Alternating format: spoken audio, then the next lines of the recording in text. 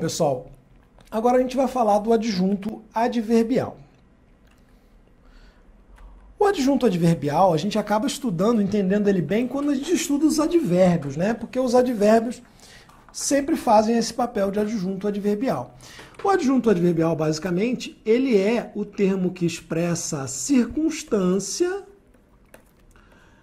de um verbo ou algum tipo de modificação lá no sentido desse verbo, pode ser intensificar também um verbo, ou ele acentua, intensifica o sentido de um adjetivo ou de um outro advérbio.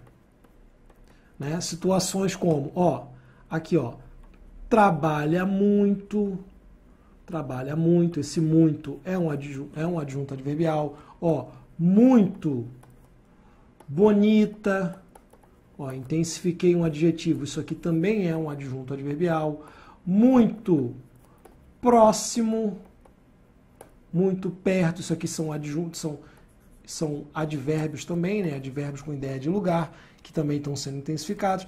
Esses casos aqui se encaixam na definição. A gente vai chegar neles novamente. Vamos ver aqui as formas como um adjunto adverbial pode aparecer. Tradicionalmente, ele vem na forma de um mero advérbio. Estudo sempre. Eu estou aqui dando uma circunstância de tempo, né, de tempo frequente ao meu verbo estudar. Aqui eu tenho um mero advérbio, eu poderia ter também uma locução. Então ele aparece na forma de advérbio simples, pode aparecer na forma de uma locução adverbial. Como estudo de noite. Pode também aparecer na forma de uma oração adverbial. Então, no fim das contas, é todo mundo circunstância, só a forma que varia, né? Estudo sempre que posso. Beleza? Eu simplesmente usei a minha circunstância de tempo, agora numa frase com verbo, então uma oração adverbial.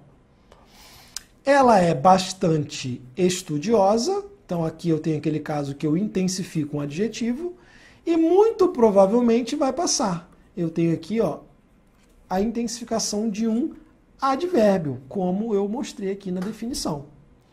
Além disso, você tem que lembrar que aquelas orações lá que a gente estuda na aula de conectivos, orações condicionais, concessivas, causais, todas essas ideias, concessão, causa, comparação, consequência, proporção, tempo, são todas circunstâncias adverbiais. Então, quando você tem uma oração daquela, a função sintática daquela oração é de adjunto adverbial. Se a oração expressa tempo, você vai ter um adjunto adverbial de tempo. Se a oração expressa causa, você vai ter um adjunto adverbial de causa. Aqui seguem os exemplos. Se eu pudesse, ajudaria. Essa oração é uma oração condicional. Então, a gente vai chamar de oração subordinada. Como ela tem circunstância adverbial, ela é chamada de oração subordinada adverbial. Expressa condição, vai ser condicional. E daí vem esses nomes imensos. Está tudo molhado porque choveu. Aqui, o porquê choveu é a causa de o chão estar molhado. Então, vai ser uma oração subordinada adverbial causal. Quando eu for nomeado, tudo terá valido a pena. Aqui vai ser uma temporal. E a função sintática? A mesma, adjunto adverbial. Então, o que você tem que saber é o seguinte, pode aparecer em forma de advérbio simples, locução, pode aparecer também na forma aqui de uma oração, inclusive essas são as mais famosas, e ele também às vezes aparece aqui, modificando um adjetivo ou um advérbio. Beleza? Com isso, você não vai se surpreender com nenhuma situação de adjunto adverbial. Beleza, vamos fazer essa questão aqui, caiu na prova de delegado. Diz o seguinte, mesmo no Brasil, um país rico em recursos naturais, o Brasil já sente as consequências dos eventos extremos, como a seca que persiste no Nordeste. Sobre os termos que constituem as frases, é correto dizer que no Nordeste funciona como objeto indireto. Não, não é objeto indireto. Persiste em algum lugar. Então a circunstância de lugar é uma circunstância adverbial. É um adjunto adverbial de lugar, né? Se eu perguntasse onde persiste, ó, esse aqui é um advérbio interrogativo com ideia de lugar. Questão incorreta, portanto. Mais uma, ó, caiu aqui no TRT Primeira Região, diz o seguinte: e a imaginação é o palco em que a vivência dessas possibilidades é encenada, por meio do jogo entre identificações e rejeições, o trecho em destaque indica a causa de a imaginação ser considerada um palco, sendo, portanto, um adjunto adverbial de causa. É quase isso, a definição é boa, só que não é causa. Eu tenho aqui, ó, por meio de. Por meio de já dá a ideia justamente de meio, né?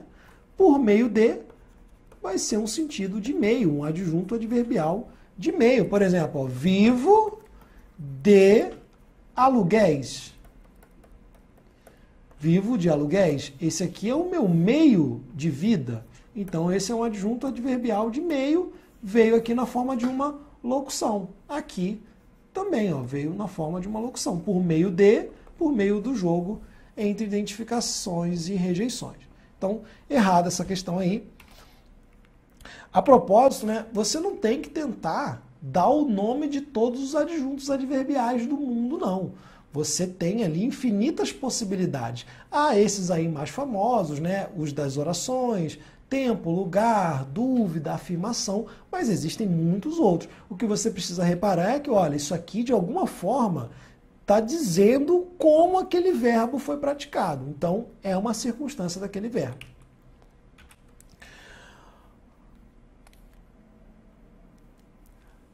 A expressão nos últimos anos tem a função sintática de adjunto adverbial de lugar. Ó, a escala dos ataques a cristãos no Oriente Médio, na África Subsaariana, na Ásia e na América Latina alarmou as organizações que monitoram a perseguição religiosa.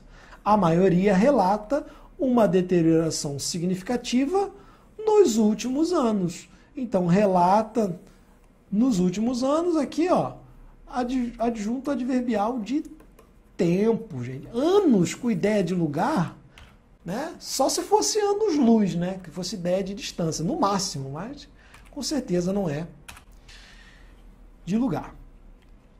Vamos lá. Na linha 36, o mais funciona como adjunto adnominal. Ó, linha 36, ó, o processo com esses rejeitos sai bem mais caro. Ora, eu tenho aqui caro, um adjetivo. E eu estou intensificando esse adjetivo. A única palavra que modifica um adjetivo é o advérbio. Então, esse advérbio mais aí, né, tem função de adjunto adverbial, tá? É aquele caso de intensificação de um adjetivo. Beleza, ó. Por muito tempo, as pessoas acreditaram que uma criança gorda tinha mais saúde que a magra. Assim, pais e avós julgavam que uma pessoa bem alimentada tinha de ser bastante rechonchuda. O termo da oração em destaque é um adjunto adverbial. É ou não é? É sim, pessoal. Por quê? Esse assim, né, tem aquela ideia da maneira como foi dita antes, né? Assim como, assim, pensando que uma criança gorda era mais saudável que a magra. Dessa forma, desse modo, os pais julgavam que uma pessoa bem alimentada tinha que ser bastante gordinha. Então, realmente, eu tenho um advérbio e o adjunto, e o advérbio ele sempre faz essa função de adjunto adverbial, tá? Sempre faz essa função, então, questão correta aqui. No caso aqui, um sentido de modo, né? Bom, pessoal, agora vamos falar aqui de termos ali mais com menos detalhes. Vamos falar do agente da passiva e do vocativo. O agente da passiva Quem já viu lá a parte de vozes verbais vai reconhecer que o agente da passiva é o termo agente, é o termo que pratica a ação numa oração em voz passiva. Quando eu tenho voz ativa, quem pratica é o sujeito. Na voz passiva, quem pratica é o agente da passiva. O menino foi atropelado por um trator. Por que esse cara aqui é o agente da passiva? Porque se eu fosse converter para a voz ativa, um trator atropelou o menino. Tá? A equipe é composta por 3 dos melhores. Ó. É composta por 3 dos melhores e você tem sempre essa, né, essa locução aqui passiva, né? Porque o agente da passiva não ocorre na passiva sintética, ele ocorre na passiva analítica, essa aqui que tem ser mais particípio. Então, você vai procurar sempre essa estrutura aí de voz passiva. O caso era avaliado por quem não entendia do assunto. Esse exemplo é importante porque mostra que o agente da passiva também vem em forma oracional. Então, ó, eu poderia, o caso era avaliado por ele, mas em vez de um mero pronome, ou era avaliado por, sei lá, Samuel, você vai ver aqui que veio uma oração no lugar. Essa é uma oração com sentido aqui passivo, ela tem função sintática de agente da passiva, né? Ela foi introduzida aqui por um pronome, ela é até chamada de uma oração justaposta, né? Porque não tem conectivo, não tem conjunção, ela é introduzida ali por um pronome. Outro detalhe é que eu posso ter o agente da passiva introduzido pelo D, pela preposição D. 99,9% dos casos vai ser a preposição por. Mas o D também é possível. A casa estava cercada de policiais. Ou estava cercada por policiais.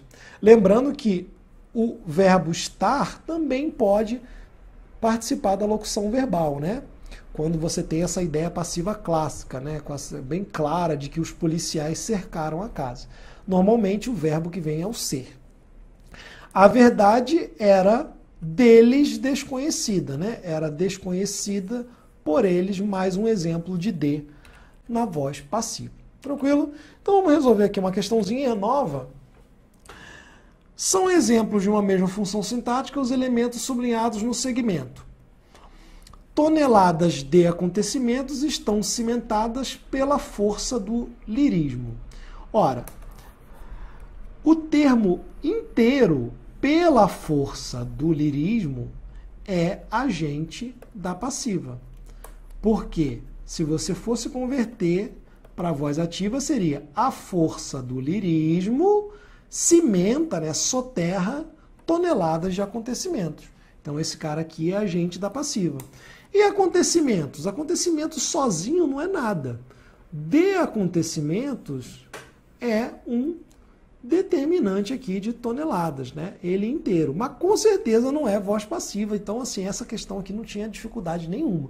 Então, agente da passiva é a função aí do pela força do lirismo. Mais uma. Os termos por órgãos estatais e dos preceitos morais exercem função de complemento verbal nos períodos em que ocorrem, né? Vamos ver. A par disso, quando se pensa no processo eleitoral, embora logo venha à cabeça a figura dos candidatos, partidos e coligações como sujeito de uma trama, que é ordinariamente vigiada por eles próprios e por órgãos estatais.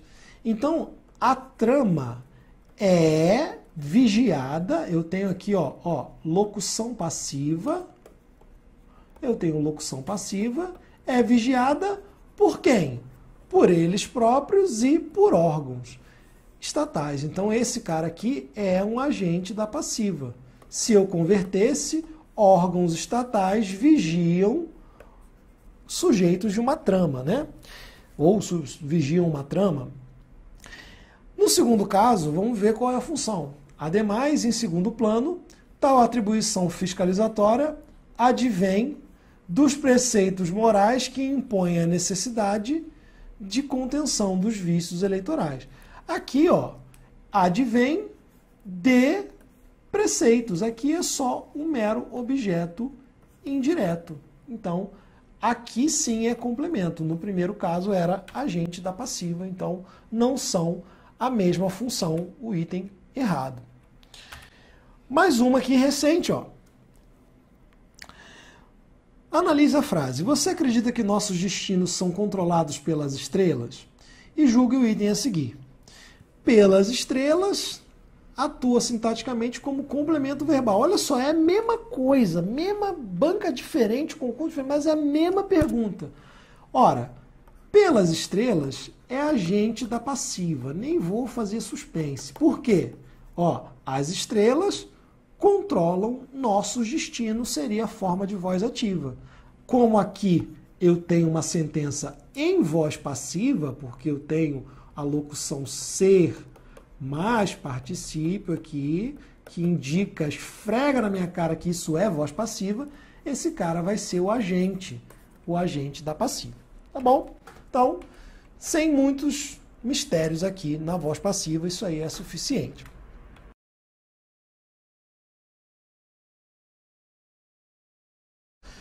Bom, pessoal, agora a gente vai falar aqui sobre o vocativo, que é um termo bem simples, é um termo externo à frase, porque ele se dirige ao seu ouvinte.